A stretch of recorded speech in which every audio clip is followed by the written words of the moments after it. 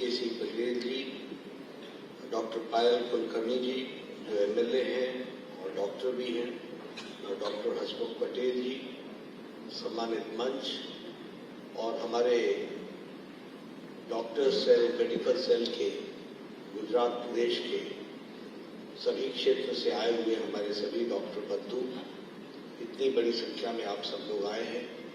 आप सबका अभिनंदन, आप सबका स्वागत। सबसे पहले तो मैं अपने डॉक्टर धर्मेंद्र भाई को और उनकी टीम को मैं बधाई देना चाहता हूं कि उन्होंने इतना बढ़िया डॉक्टर सेल का ये कार्यक्रम रखा है, और जो आपकी उपस्थिति है, जिसको हम कह सकते हैं कि वेल अटेंडेड उपस्थिति, आप सब लोगों ने यहाँ पर आए, आपका भी बहुत एक हम बहुत ही खुशनुमा माहौल में एकत्र आए हैं, और ये हम सब के लिए बहुत ही हिस्टोरिक टाइम, ऐतिहासिक समय है कि हम सब लोग कल अपनी आंखों से रामलला को विराजते हुए अपने स्थान पर भारत के प्रधानमंत्री द्वारा प्राप्त जो घटनाएं घट जाती हैं उसके महत्व को हम समझ नहीं पाते, और उसके महत्व और उसकी महत्ता वर्षों बाद हमें ध्यान में आती है, और तब हमको गौरव होता है कि हम भी उस घटना के चश्मदीद गवाह थे। 500 साल पहले हमने तो सुना था 14 वर्ष का वनवास, हमारे मर्यादा पुरुषोत्तम राम जी, भगवान राम जी का 14 वर्ष का वनवास, लेकिन हम लोगों ने अपने आंखों के सामने और कानों से सुना कि वनवास तो उनका 500 साल का नहीं हुआ, और वो कल प्रधानमंत्री मोदी जी के कर कमलों द्वारा प्राण प्रतिष्ठा होकर अपने मंदिर में विराजमान हुए, इसको हमने देखा। ये ऐतिहासिक घटना के लिए आपको बहुत प्रधानमंत्री जी ने कल अपने शब्दों में कहा भी कि यह घड़ी हजारों साल तक आगे भारत के गौरव में इतिहास को भी बताएगी, और ये बदलती हुई घड़ी है, और यहां से युग को, नए युग की शुरुआत होती है, जिसको हम सब लोगों ने विटनेस किया है। इसके लिए पुनः आप सबको बधाई, और हम सब लोग इस भारत के अस्मिता की प्रतिष्ठा जो पुनर्स्थापित हुई इस कार्यक्रम के माध्यम से, इसको याद रखते हुए आगे बढ़ेंगे, ऐसा मेरा विश्वास है। मित्रों, मैं जब यहाँ आया डॉक्टर सेल के कार्यक्रम में, तो अक्सर होता क्या है कि क्योंकि मैं आरोग्य मंत्री भी रहा हूँ, प्रदेश में भी और देश का भी काम देखा है, तो हम आरोग्य के साथ अपने आप को जोड़ करके ही बात करते हैं। लेकिन आज मैं ये मौका अपनी बात को 2 भागों में बांटूंगा। एक तो जो देश दुनिया में जो घटनाएं घटी हैं और जिसमें भारत का देखने का नजरिया हम सब लोगों ने देखा है, एक उस पर चर्चा भी करूंगा, और साथ में स्वास्थ्य की दृष्टि से भी मैं चर्चा करूंगा। सबसे पहले तो मैं आप सब लोगों को और अपने आप को भी गौरवान्वित महसूस करता हूं, और आपने भी इसका एहसास किया होगा कि पिछला जो 10 साल गुजरे, जो दशक, द डिकेड जो गुजरा है, this decade has been a decade of transformation. It has been a transformative decade that we have to understand. ये परिवर्तन वाला decade है। अब इसके बहुत से तरीके देखने के हो सकते हैं। एक तरीका है राजनीतिक मानचित्र पर जब हम देखें, तो एक हमारे मन में एक साइकोलॉजी बन गई थी। वो साइकोलॉजी थी, ये तो ऐसे ही चलेगा, राजनीति ऐसी ही होती है, कुछ नहीं बदलने वाला है, कोई आ जाए फर्क क्या पड़ता है। सब बराबर हैं, ये वाक्य 10 साल पहले आम नागरिकों के बीच में सुनने को मिलता था। यानी pessimism towards politics, no expectation from politics.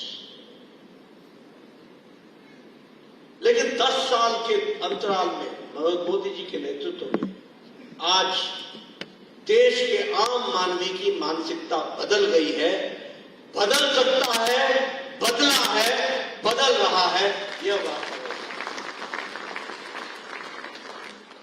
और प्रधानमंत्री मोदी जी ने खुद कहा था, we can do it, we have to do it. तो आज एक बदलता हुआ एक माहौल हमको देखने को मिलता है।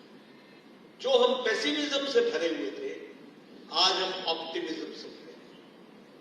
आज साधारण व्यक्ति भी कहता है, दुनिया में देश भारत अपने आप को स्थापित कर रहा है, आगे बढ़ रहा है और अपना स्थान बना रहा है। ये आशा, ये एक्सपेक्टेशन और ये सोचने का तरीका, ये हमारा धर्म है। दूसरी बात, अगर राजनीतिक दृष्टि से देखें तो हम लोगों ने ये महसूस किया था कि राजनीति में बदलाव तो होगा या बदलाव हो रहा है, लेकिन पॉलिटिकल कल्चर क्या था? पॉलिटिकल कल्चर ये था, कोई भी इलेक्शन हो जाए, कहीं का भी इलेक्शन हो जाए, तो हम क्या बात करते थे? अच्छा बताओ मुस्लिम कितने हैं, अच्छा बताओ हिंदू कितने हैं, अच्छा बताओ ब्राह्मण कितने हैं। कोई कंस्टिट्यूएंसी का जब भी आप विश्लेषण करते थे तो राजनीतिक चर्चा क्या होती थी? अच्छा बताओ आदिवासी कितने हैं। यानी vote bank politics was the method of that time. यानी हम वोट बैंक की पॉलिटिक्स करते हैं। अच्छा इसको इससे डिवाइड कर दो, ये जुड़ जाएगा, वो घट जाएगा, ये हो जाएगा, वो आ जाएगा, ये अपना हो जाएगा। प्रधानमंत्री मोदी जी ने 10 साल के अंदर पॉलिटिक्स की और पॉलिटिक्स के बड़े बड़े खिलाड़ियों की डेफिनेशन बदल डाली। The definition of politics. ये आजकल लोग कर रहे ओबीसी, ये जातीय जनगणना। प्रधानमंत्री मोदी जी ने बड़े स्पष्ट में कहा कि 4 जातियां हैं देश में। एक गरीब, जी फॉर ज्ञान, जी गरीब, वाई यूथ, ए अन्नदाता किसान और नारी शक्ति महिलाएं। ये 4 जातियां हैं और यही भारत की जातियां हैं जो सबको कवर है और कोई जाति। दूसरा, तीसरा, politics of accountability. Politics of accountability के साथ साथ रिपोर्ट कार्ड की पॉलिटिक्स। हम क्या कर रहे हैं, हमने क्या किया है, लोगों के सामने जा रहे हैं तो क्या कर रहे हैं। मैं बहुत लंबे समय से एमएलए हूं, 1993 में मैं बन गया था, when I was 31। तो उस समय क्या राजनीति होती थी? मैनिफेस्टो लोग एक तरीके का रस्म समझते थे, आज बोला कल भूल गए।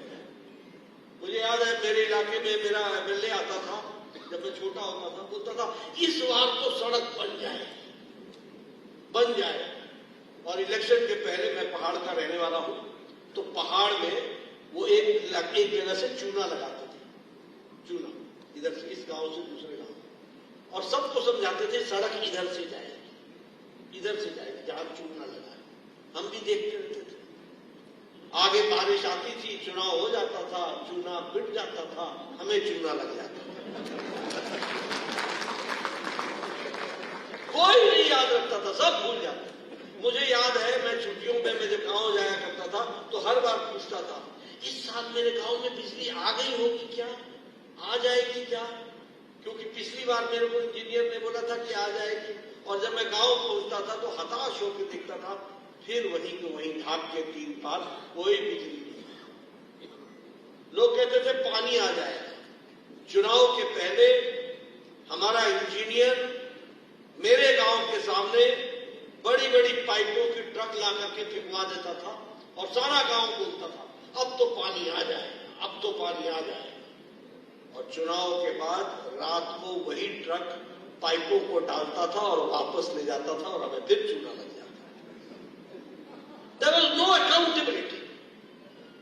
लेकिन आज रिपोर्ट कार्ड की राजनीति, it is a politics of accountability. हम जब जाते हैं लोग के बीच में तो हम कहते हैं कि हमने ये कहा था, ये किया है, ये नहीं कहा था, ये भी करके दिया है। ये आज परिवर्तन है। और इसीलिए जब हम इन सारी बातों को करते हैं तो हमारे ध्यान में आना चाहिए। आप 2014 के पहले के भारत को याद कीजिए। We were considered to be a corrupt nation. We were considered to be a corrupt nation. भ्रष्टाचारी देश। We were considered to be a country where nobody was there to invest. We were considered to be a country where we were not honest to even our roots. यानी अगर हमने किसी company को बुलाया और बुला करके बाद में कानून चेंज कर दिया तो प्रोस्पेक्टिव रिट्रोस्पेक्टिव से उस पर हम लोगों ने चार्ज लगा दिया जो बिजनेस के खिलाफ था। और भ्रष्टाचार मैंने बताया कि we were considered to be corrupt nation. कोई हमारा स्थान नहीं था। ये हमारे 10 साल पहले की छवि थी। हमारा इन्फ्लेशन हमेशा 10% से ऊपर था और हमारा प्रोडक्शन हमेशा 2%, 3% से नीचे था। आपको खुशी होगी इस बात को जानकर कि हम 10वें नंबर 11वें नंबर की इकॉनमी थे। और मैं कोरोना के बाद बता रहा हूं आपको और यूक्रेन वॉर के बाद बता रहा हूं आपको कि इसके बावजूद भी भारत ने, जिस ब्रिटेन ने हमको 200 साल राज किया, ये ब्रिटानिया इसको भी पछाड़ के we are the 5th largest economy today. And 2028 में हम 3rd लार्जेस्ट इकॉनमी हो जाएंगे। इसकी हम तैयारी कर रहे हैं। कभी नहीं सोचा था इसे। लेकिन हम आज we were considered to be fragile 5। हम 5 फ्रेजाइल इकॉनमी में जाने जाते थे। Today we are the 5th largest economy. वो फ्रेजाइल 5 से 5th लार्जेस्ट में आकर के। We were considered to be black spot. Today we are the only bright spot. We are और मैं नहीं कह रहा हूं, आप मॉर्गन स्टैनली की रिपोर्ट पढ़ लीजिए। The bright spot is India. अगर किसी के लिए होप है तो इंडिया है, स्टेबिलिटी है तो इंडिया है। और ये सब सख्त समय पर लिए गए नरेंद्र मोदी जी के निर्णयों के कारण है। ये भी हमको समझना। मुझे याद है कोरोना फैला था, हर दिन लोग बोलते थे पैकेज दो, पैकेज दो, पैकेज दो। मुझे याद है मैं ये अध्यक्ष के रूप में काम देख रहा था, सभी मंत्रियों को बुलाना, चर्चा करनी।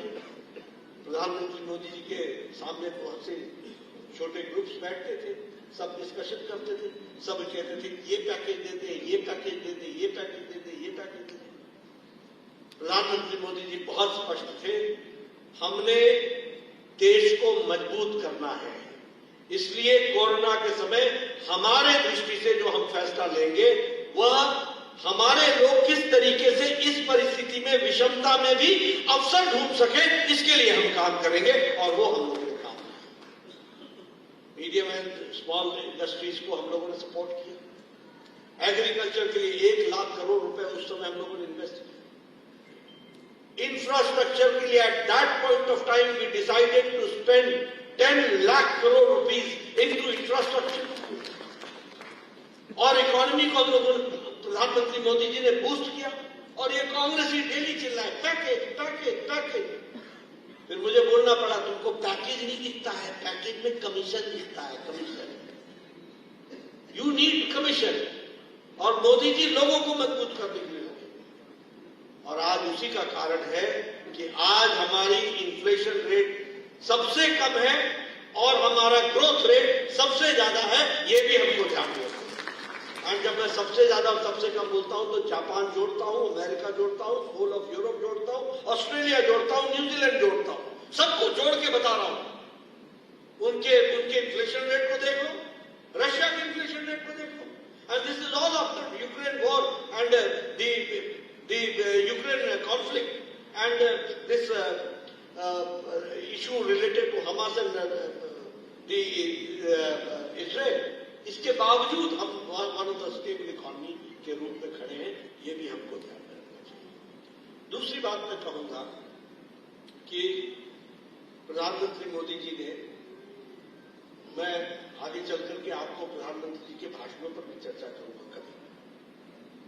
प्रधानमंत्री मोदी जी ने भाषण में लाल किले के प्राचीर से कहा कि हमें स्वच्छता के लिए काम करना चाहिए और आज टॉयलेट्स की कमी है।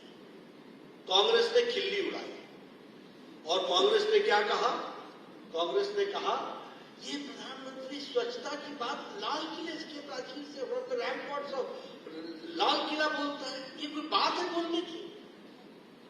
वो कांग्रेसी खिल्ली इसलिए उड़ा रहे थे क्योंकि सिल्वर स्पून से पैदा हुए व्यक्ति भारत को कहां जान पाएंगे और भारत की आवश्यकता को कहां जान पाएंगे। और यू विल अंडरस्टैंड, मैं गांव से आता हूं, मैंने बचपन से वो दिन देखे जब मैं अपनी गाड़ी पर नेशनल हाईवे पर जाया करता था अर्ली मॉर्निंग, अगर मैं किसी ट्रैवल पर निकलता था तो झुंड की झुंड, ग्रुप्स ऑफ लेडीज टुगेदर, हाथ में लोटा लेकर के खेतों की तरफ जाते हुए दिखती थी for the natural needs. Hertz of women, hertz of women. शाम को जब मैं कभी हेडलाइट जलती थी तो मैं देखता था वुमेन एक साथ झुंड में जा रही है for the natural needs. They had to wait for sunset और sunrise for the natural needs. और do you know the number? The number was 12 crore. 12 crore बहनें लाइफ की डिग्निटी नहीं जी रही थी। ये भारत था 2014 में, और 12 करोड़ इज्जत घर बना करके, टॉयलेट्स बना करके प्राइम मिनिस्टर मोदी ने लाइफ विद डिग्निटी दिया है, तो महिलाओं को दिया है, इसको भी हमको समझना। और आपको जान करके खुशी होगी कि 2018 में प्रधानमंत्री मोदी जी को यूनाइटेड नेशंस ने चैंपियन ऑफ द अर्थ के नाम से खिताब दिया, चैंपियन ऑफ द अर्थ। ये है ट्रांसफॉर्मेशन, ये है फर्क। ये उज्ज्वला योजना, लोग मजाक बनाते थे कि क्या क्या गैस के किचन की बात कर रहे हैं। आपने गांव देखा नहीं होगा, मैं आपको बताता हूं। सवेरे 5 बजे बहनें उठती हैं, 5 बजे उठती थी, जंगल में जाती थी, मैंने देखा है। पेड़ में चढ़ती थी, पेड़ के लकड़ियां काटती थी, काट करके बोझा लाती थी, पहाड़ी रास्तों में पतली पगडंडियों पर चल करके आती थी, घर पर बोझा फेंकती थी, फिर उसको सुखा करके वो लकड़ी का चूल्हा जलाती थी और 200 सिगरेट 100 सिगरेट के बराबर का धुआं अपने लंग्स में ले लेती थी, और जिसको आप लोग रेस्पिरेटरी डिसऑर्डर बोलते हो, उसके साथ वो उसकी वो शिकार हो जाती थी। What is the number? 10 crore. आज 10 करोड़ लोगों को, 9+ करोड़ लोगों को उज्ज्वला योजना में गैस का चूल्हा दिया गया है और सिलेंडर दिया गया है, और उनको एक इज्जत से जीने का अधिकार है। तो इस तरीके से अगर हम देखें जनधन योजना, अब उस समय Mrs Gandhi 1971 said that by nationalizing of the banks, nationalization of the banks, we are going to bring the poor people to the banks. 2014 में बैंक में अकाउंट खोलवाने वाले, खाता खुलवाने वालों की संख्या 2.25 करोड़ थी। It had only crossed little more than 2.5 crores, little more. ये 71 2014, और प्रधानमंत्री जी ने कहा, जब सर्वे किया तो पता किया कि बैंक गरीब खाता कहां खुलाएगा, उसके पास पैसा ही नहीं है, तो वो खाता क्या खुलवाएगा।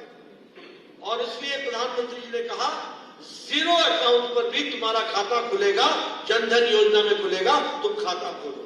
आज 50 करोड़ बैंक में खाता खोल करके अकाउंट से, तो 50 करोड़ जनधन योजना है। और यही जनधन योजना है जिसने 50 करोड़ बहनों को कोरोना के दौरान 500 रुपए उनके खाते में डालने का काम किया और उनको एम्पावर किया। This was done. This is transformative year which is taking place. This is women empowerment, this is महिला सशक्तिकरण। और आप सब लोग बैठे, मैं बड़े दावे के साथ कह सकता हूं कि आने वाले समय में 2029 में अब आप ही लोगों में से 33% महिलाएं नारी शक्ति बंधन विधेयक के तहत अब 33% विधानसभा में भी पहुंचेगी और लोकसभा में भी पहुंचेगी। तो महिला, और ये 30 ईयर 3 डिकेड से वुमेन महिला बिल महिला बिल महिला बिल महिला बिल। इसमें एक बात और मैं कह दूं कि उसके पहले हम एक बार डिलिमिटेशन कराएंगे, सीट भी बढ़ा देंगे, हमारे मेल पार्टनर फ्रेंड्स बहुत डिस्टर्ब ना हो, सीट बढ़ेगी और साथ में फीमेल का रिप्रेजेंटेशन भी 33% होगा, ये भी अपने साथ। लेकिन 3 decades, more than 25 years past, कुछ नहीं हुआ। और 3 दिन के अंदर नरेंद्र मोदी जी ने नारी शक्ति विधेयक ला करके इसको पास करा करके आज 33% का representation. This is transformation, this is transformative. युवाओं की दृष्टि से बात करें, मुद्रा योजना, किसान की दृष्टि से बात करें, आप बताइए यहां गांव से जो संबंध रखते होंगे, यूरिया के लिए, फर्टिलाइजर के लिए झगड़ा होता था कि नहीं होता था? यूरिया फर्टिलाइजर ब्लैक होता था कि नहीं होता था? और नीम कोटेड यूरिया लगा करके एग्रीकल्चर में आज कभी सुना कि कोई लाठीचार्ज हुआ हो किसान पर, कोई गोली चली हो? सिर्फ नीम कोटेड यूरिया करने के कारण आज एग्रीकल्चर पर्पसेस के लिए यूरिया का, फर्टिलाइजर का इस्तेमाल किसी और काम में नहीं आ सकता है, उसको ब्लैक नहीं किया जा सकता। आप लोगों ने सुना था कि किसान आत्महत्या कर लिया, ये कर लिया, वो कर लिया। आज प्रधानमंत्री किसान सम्मान निधि के तहत प्रधानमंत्री मोदी जी ने 2 लाख करोड़ रुपए 4 महीने के बाद हर किसान को, यानी 12 करोड़ 74 लाख किसान के अकाउंट में 2000 रुपए पहुंचाया जा रहा है एवरी 4 मंथ, इस तरीके की व्यवस्था। तो इसलिए अगर हम बात करें हमारे ईच ड्रॉप मोर क्रॉप, यानी ड्रिप इरिगेशन स्कीम को, इरिगेटेड लैंड को बढ़ाने की, अगर हम बात करें कि प्रधानमंत्री फसल बीमा योजना, तो हर एक को जोड़ने का काम हम लोगों ने किया और उस तरीके से देश के अंदर it has been a transformative year. Security के दृष्टि से भी मैं बात करूं, आप लोगों को कभी मौका मिले तो आपने किसी आर्मी जनरल से बात हो तो कभी पूछिएगा उससे, what difference you find? They were ill-equipped. लड़ाई लड़ना तो छोड़ो, हमारे यहां तो जो कुछ खरीदने जाओ स्कैंडल, जो कुछ खरीदने जाओ स्कैम, जो कुछ खरीदने जाओ स्कैम। हमारे हवाई जहाज के बेड़े कमजोर हो गए थे, हमारे पास टैंक्स और बाकी सब चीजों की दिक्कत आ गई, हमारे जवानों को बुलेट प्रूफ जैकेट्स नहीं मिल रहे थे, ये स्थिति आकर के खड़ी है। आज चाहे राफेल का बेड़ा हो, चाहे इंडिजिनस विक्रांत हो, चाहे हमारे हेलीकॉप्टर्स हो, चाहे हमारे फाइटिंग कैपेसिटी हो, आज bullet proof jacket Bharat sufficient तो हुआ ही है, भारत अब एक्सपोर्ट कर रहा है बुलेट प्रूफ जैकेट, दिया आ जाता है।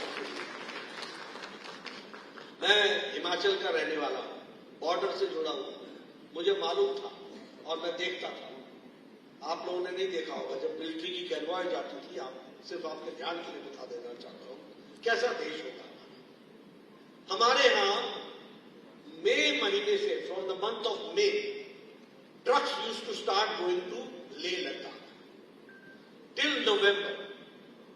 किस लिए? क्योंकि बर्फ गिर जाएगी और बर्फ गिरने के बाद लद्दाख को सप्लाई बंद हो जाएगी, मतलब लद्दाख के जवान को खाने के लिए भी सप्लाई रुक जाएगी। आप सोचिए हम लड़ाई क्या करते हो, which type of security arrangements भी है। और फिर मई महीने के से फिर से चालू होता था 6 महीने का राशन, डीजल, पेट्रोल, उनकी सारी फैसिलिटीज, ये आर्मी मई महीने से अक्टूबर महीने तक पहुंचा, ये हमने देखा। लेकिन प्रधानमंत्री मोदी जी ने अटल टनल बना करके ऑल दी 12 मंथ्स पूरी सड़क अच्छी तरीके से चलती है और हम बॉर्डर तक पहुंचने में आज वो किसी भी कोने से भारत के अपनी आर्मी को मूव करने में नॉट मोर देन 24 आवर्स लगता है। ये परिस्थिति बॉर्डर्स को जोड़ा गया। आपने शायद आप टूरिस्ट होकर के कभी मनाली गए होंगे या आपने तो देखा होगा कि मिलिट्री का कन्वॉय चल रहा है, आगे हरा झंडा, पिछली वाली गाड़ी जो 400-300 गाड़ियों के बाद एक लाल झंडा चला होता था, एक तरफ से ब्रिज से क्रॉस करते थे, 3-3 घंटे का जाम लगता था क्योंकि 2-वे ब्रिज नहीं था। आज सब जगह 2-वे ब्रिज बन चुका है और we can go right to the top within 24 hours our army can reach. ये परिस्थिति आ गई।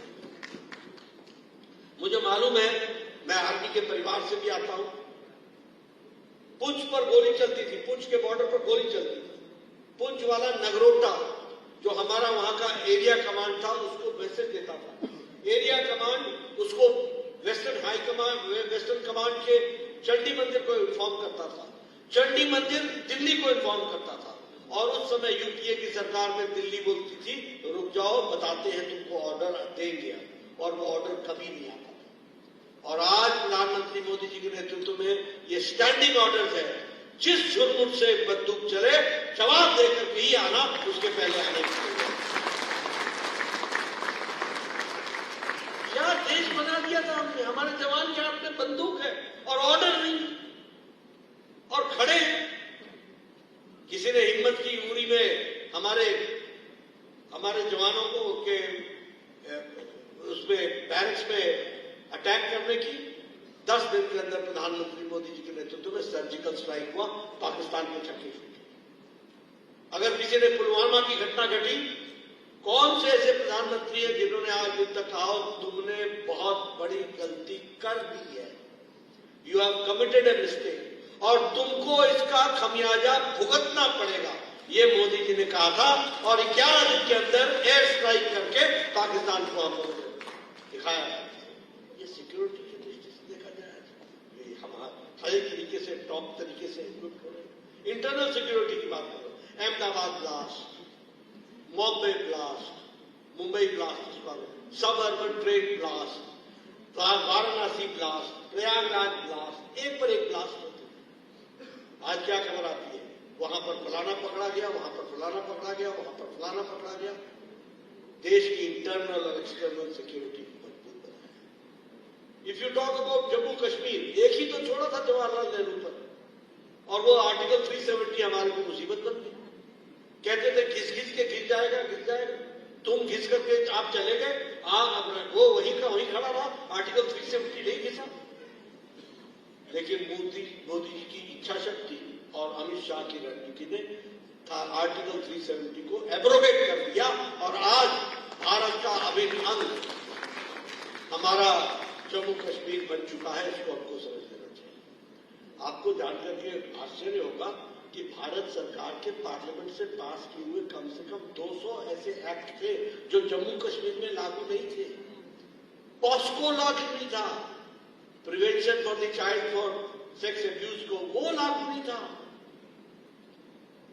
डोमेस्टिक वायलेंस लागू नहीं थी। क्या था देश, कैसा देश था, कैसा जम्मू कश्मीर था। महिलाओं को संपत्ति पर अधिकार नहीं था। अगर महिला किसी नॉन श्रीनगर के व्यक्ति से शादी कर ले तो उसको संपत्ति से बेदखल थी। कैसा लॉ था, कैसा देश था। लेकिन आर्टिकल 370 को हटा करके एक देश बनाने का काम हुआ, तो ये हम लोगों ने। तो यदि मैं बात करूं तो ऐसे में बहुत सी बातें बता सकता हूं, but it has been a year of transformation, ये मैं जरूर आपको कह सकता हूं, और इसको हम लोगों ने आगे बढ़ाने का भी काम किया है, ये मैं जरूर कहना चाहूंगा। जहां तक हेल्थ की बात कही, अब आपने बहुत सी बातों को छेड़ा है, लेकिन मुझे खुशी है कि 2-3 विषय मैं जरूर आपसे शेयर करूंगा। सबसे पहले तो मैं national eligibility entrance test NEET की बात करूंगा। ये इम्पॉसिबल, 10 साल से सुप्रीम कोर्ट में मामला लटका हुआ था, किसी ने नहीं सोचा था कि लागू होगा, लेकिन नीट आज लागू हो गया। और नीट का फर्क क्या पड़ा वो मैं आपको बताता हूं। नीट का सबसे पहला फर्क ये पड़ा है कि आज गांव का पढ़ा हुआ व्यक्ति भी अब डॉक्टर बन सकता है। ये परिवर्तन आ गया है। क्यों? क्योंकि नीट के एंट्रेंस टेस्ट अब 14 से ज्यादा लैंग्वेजेस में हो गए। और मैं ही हेल्थ मिनिस्टर था, प्रधानमंत्री मोदी जी ने कहा इसको भी जोड़ो, उड़िया ने कहा हमको भी जोड़ो, उड़िया भी लो। असम ने कहा असम में असम भी लो, ये तमिल भी लो, तेलुगु भी लो, मलयालम भी लो, जो भी लेना है लो, लेकिन उसके लोकल लैंग्वेज में टेस्ट होने का उसको अधिकार है। इसका फर्क ये पड़ा कि गांव से बना हुआ बच्चा भी आज पढ़ करके आगे बढ़ सकता है and he can become a doctor. दूसरा, अगर मैं एमसीआई की बात करूं और इस एनएमसी की बात करूं तो मैं इतना जरूर कह सकता हूं कि आज कैपिटेशन फी को भी हम लोगों ने कंट्रोल कर लिया नीट के माध्यम से, क्योंकि सेंट्रलाइज्ड काउंसलिंग पारदर्शी हो गई। मैं बताना नहीं चाहता, लेकिन हाँ, मैंने अपने कानों से सुना था एक पीजी की सीट 8-8 करोड़ रुपए की कैपिटेशन की फीस बन जाती थी। ये आपने भी देखा है, हमने भी देखा है। सुबह 8 crore for a PG seat and things have change now. और आगे हम एजुकेशन का मीडियम भी हम इंडियन लैंग्वेजेस में ला रहे हैं ताकि भारत का डॉक्टर बन सके। ये बात भी हमको ध्यान रखनी चाहिए। उसी तरीके से नेशनल हेल्थ पॉलिसी लेकर के हमारे बहुत से आयुर्वेद के भी डॉक्टर्स हैं। मैं लंबे समय तक डॉक्टर रहा, मिनिस्टर रहा, डॉक्टर तो नहीं रहा, मिनिस्टर रहा, लेकिन एलोपैथी बोले we don't know Ayurveda, Ayurveda बोले वी डोंट नो एलोपैथी। मैंने कहा यार ये बड़ा अच्छा है। नाइट ड्यूटी देते हुए जब मैं पूछता हूं तो मुझे आयुर्वेदिक डॉक्टर मिल जाता है। वैसे तुम दिन में पहचानते नहीं हो।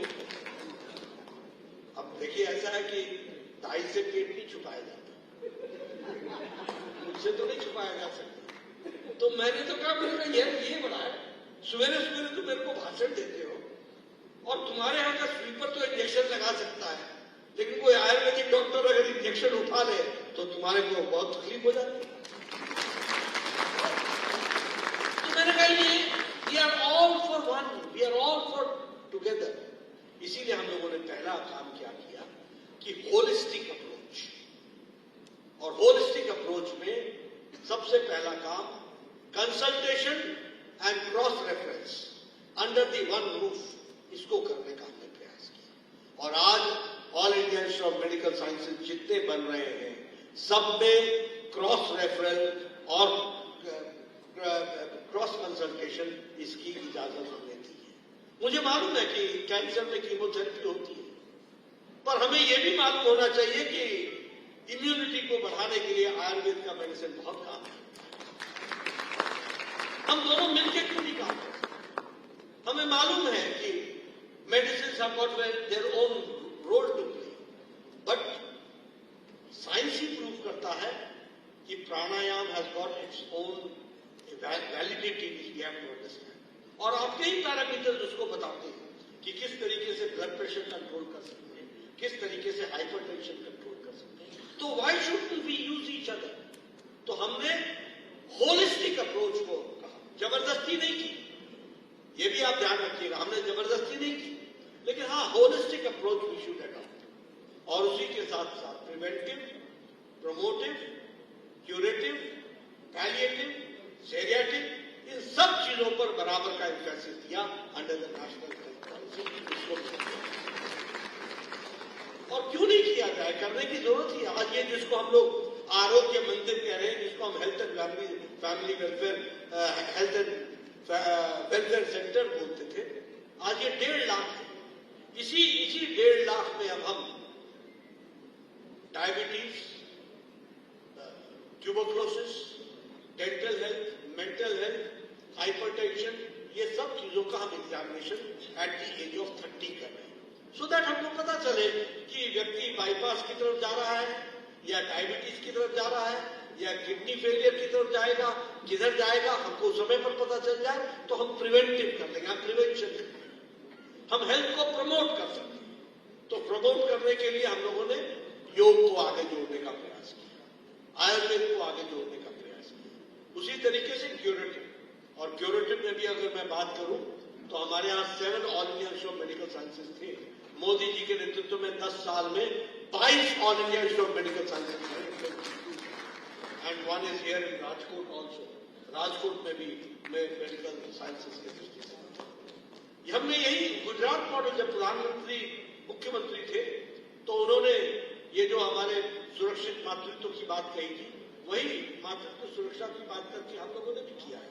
और उसमें भी अगर मैं कहूं तो सुरक्षित मातृत्व अभियान में लगभग 4,61,00,000 हमारे एंटीनेटल चेकअप्स हो चुके हैं और उसी में लगभग 49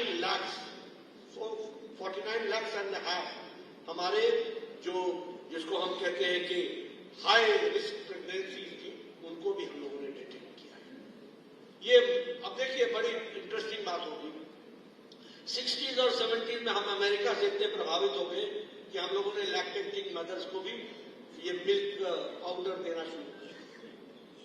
हमने आज मां का प्रोग्राम शुरू किया, मदर्स एब्सोल्यूट अफेक्शन, जिसमें डिलीवर की हुई मदर को आधे घंटे के अंदर बच्चे को अपना ब्रेस्ट फीडिंग करनी है ताकि वह बच्चा सबसे अच्छा रह सके और आगे बढ़े। इसको हम आज आपको जानकर खुशी होगी, right from the day a mother conceives, उस समय से लेकर के उसके 6 चेकअप्स, 12 टाइप्स ऑफ इनॉक्यूलेशन, जो हम वैक्सीनेशन बोलते हैं, प्लस 3 बर्थ के साथ साथ उसको देना, ऐसे हम 15 टाइप्स ऑफ उनके हम वैक्सीनेशन इंद्रधनुष प्रोग्राम के तहत चला रहे हैं।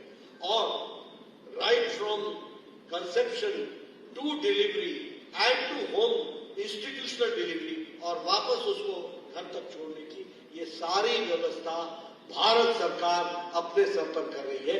ये भी अभी आयुष्मान भारत की बात हमारे अपने सीआर पाटिल ने की।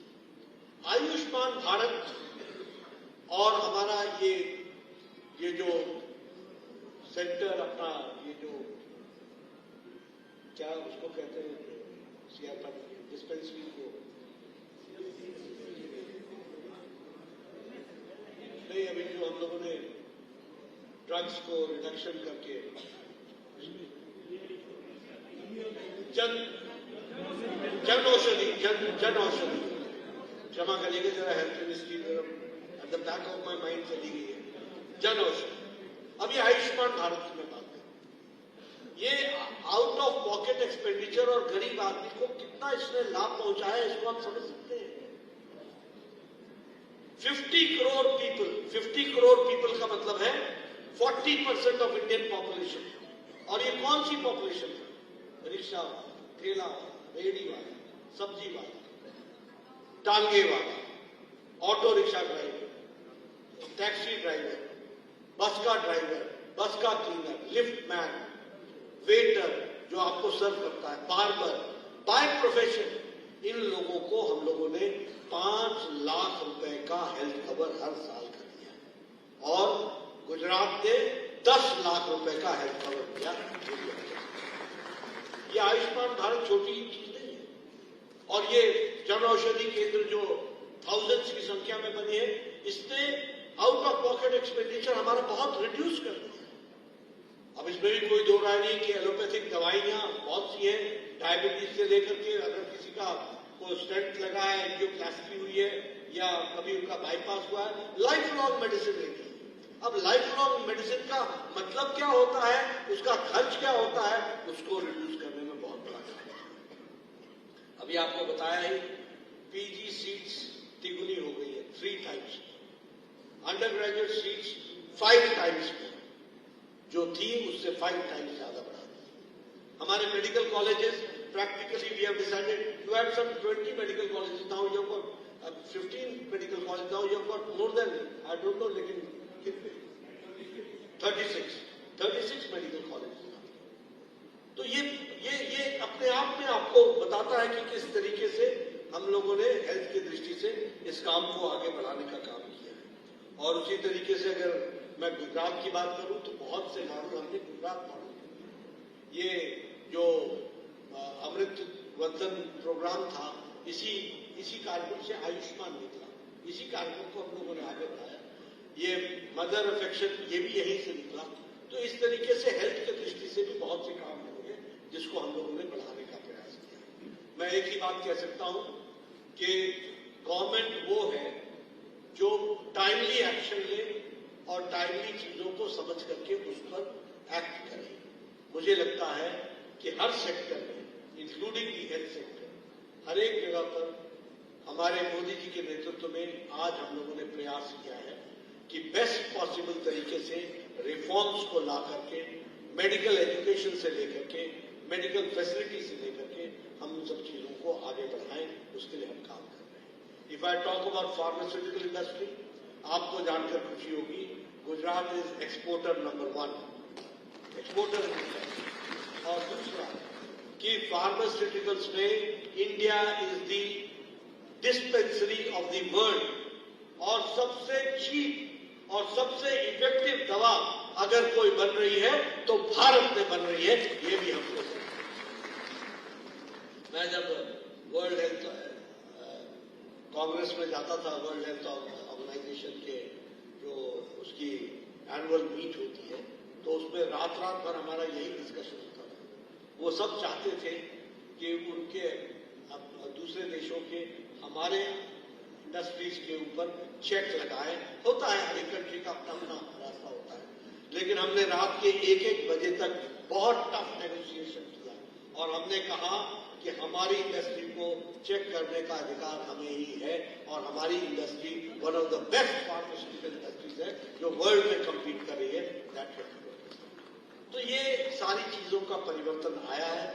मैं डॉक्टर सर से एक ही गुजारिश करूंगा कि ये जो समय हम लोग को देखने का मिला है, क्योंकि मैं देखिए पॉलिटिक्स में लंबे समय से हूं, मैंने देखा है कि ऐसा समय कभी भी पॉलिटिक्स में नहीं आया जो आज आया है, और वो समय परिवर्तन का है, for the betterment of people है, for the stability of the country है, for the development of the country and country को डेवलप्ड नेशंस में ले जाने वाली का समय आया है। इसको भी हमको समझ लेना चाहिए। आप सब लोग डॉक्टर्स हैं, हमेशा बाई एयर आप लोग ट्रैवल करते हैं।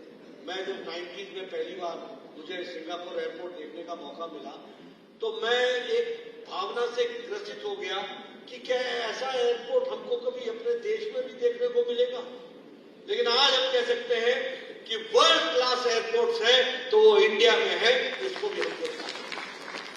अगर मैं रेलवे की बात करूं, आप जरा 1 साल इंतजार कीजिएगा, मोर देन 250 नए रेलवे स्टेशन बन रहे हैं, हजारों करोड़ रुपए प्रधानमंत्री मोदी जी खर्च कर रहे हैं। अब रेलवे स्टेशन और एयरपोर्ट में कोई अंतर नहीं रहेगा, इस वर्ल्ड क्लास का रेलवे स्टेशन बन रहा है। कनेक्टिविटी की बात कर लीजिए आप लोग तो खैर you come from a progressive state, पर हम तो ऐसे स्टेट से आते थे जहां 2 डिस्ट्रिक्ट क्रॉस करना हो तो सुबह से शाम हो जाती थी। आज हाईवे, एक्सप्रेसवे, ये रास्ता, वो रास्ता, ये बाईपास, वो bypass, connectivity, metro station and metro train, ये इंफ्रास्ट्रक्चर में बहुत बड़ा डेवलपमेंट हुआ है। ये सारी चीजें देश को आगे ले जा रही हैं। हम सब लोग भी विकसित भारत में अपने आप को समावेश करें, यही मेरा निवेदन है। आपने मुझे बहुत शांतिपूर्वक ढंग से सुना। वैसे डॉक्टर्स होते भी शांत हैं। एक निवेदन और कर दूं अंत में, मैं क्योंकि थोड़ा डॉक्टर तो मैं भी हो गया हूं। मैं हमेशा देखता हूं, ये this is on a personal note, मैं हमेशा डॉक्टर्स को देखता हूं, ये बहुत अच्छे और बहुत मेहनत करते। मैं जो कई बार तो तकलीफ भी होती है, किसी ने नहीं सुना होगा आज तक कोई 36 घंटे की ड्यूटी देता होगा, लेकिन सीनियर रेजिडेंट और रेजिडेंट ये जितने भी होते हैं, किसी की भी ड्यूटी 36 आवर्स और 24 आवर्स। मैंने देखा है, अगर मैं छोड़ दूं डॉक्टर को, ऐसे बैठने को दे दूं, तो he will fall asleep within seconds. That is the situation. Still they are doing human being. एक डॉक्टर ओपीडी में 150 पेशेंट देखता है। मैं अमेरिकन डॉक्टर्स को भी देख के आया हूं, मैं इंग्लैंड के डॉक्टर्स को भी देख के आया हूं। 20, आई एम डन, नो मोर। यहां 150 देखते हैं और 150 के बाद फिर वीआईपी पेशेंट देखते हैं और वीआईपी पेशेंट के बाद फिर रिश्तेदारों की कड़ी भी देखते हैं। कोई डॉक्टर 4 बजे से पहले लंच नहीं कर पाता, ये मैंने देखा।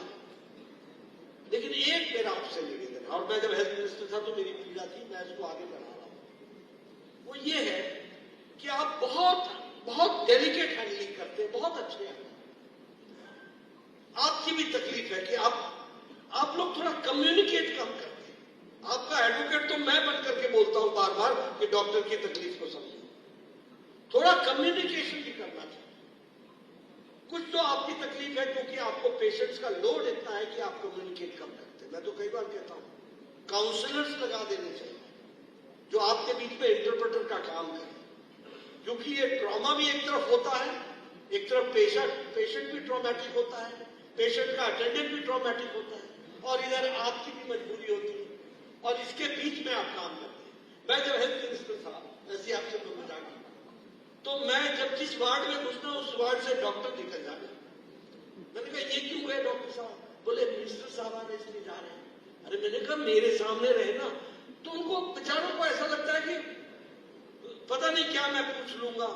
तो मैं हमेशा लोगों को बोलता हूं थोड़ा कम्युनिकेशन बढ़ाना चाहिए, डॉक्टर्स को बढ़ाना चाहिए, और उनको फोर्थ राइट आकर के बताना चाहिए कि ये तकलीफ है, इसको ऐसा करना पड़ेगा, इसको ऐसा करना पड़ेगा, इसको ऐसा। तो मुझे ये बिन मांगे मैंने सलाह दी है, इसकी कोई आवश्यकता नहीं है कि आप इसको उसी तरीके से लीजिए, लेकिन हाँ मैं आपकी तकलीफ समझ सकता हूं, और उसके लिए थोड़ा कम्युनिकेशन को भी, क्योंकि you are very good doctor, आपका रिसर्च माइंड अंदर से इतना चलता रहता है, जो मैं देखता हूं तो मुझे लगता है कि एक तरीके से आप भगवान की तरह किसी की नफ्स पर हाथ रख देते हो तो उसी से उसको बहुत सुकून मिल जाता है। लेकिन उसके साथ साथ थोड़ा कम्युनिकेशन लेवल्स भी हम लोग का बढ़ेगा तो अच्छा होगा। नहीं कर पाएंगे तो मुझे बता दीजिएगा, मैं आपके लिए कम्युनिकेट करूंगा। बहुत बहुत धन्यवाद। जय भारत, जय भारत।